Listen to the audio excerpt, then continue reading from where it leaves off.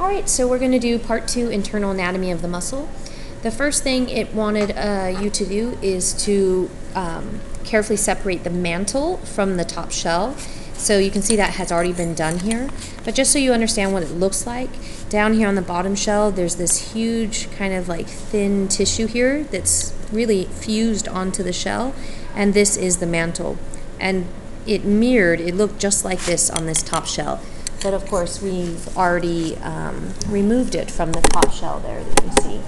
So the next thing it asks you to do is to take note of the really thick adductor muscles, which are these really strong muscles that open and close the shells. And so this would be one circular abductor muscle, and this would be the other really thick, tough muscle. And even when you feel it, it's very tough and thick. Okay, the other thing it asks you to find is, it says on the posterior side of the animal, you're going to find the edge of the mantle is thickened and darkly pigmented, which is the area of the incurrent and excurrent siphons.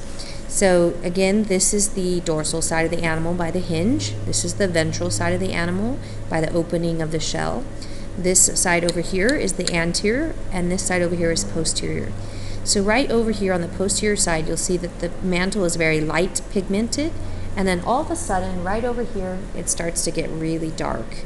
And if I pull this tissue up right here, we have a dark pigmented ridge area right here, and then one right here.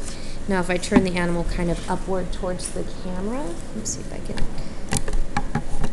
angle this a little bit better, turn some light on.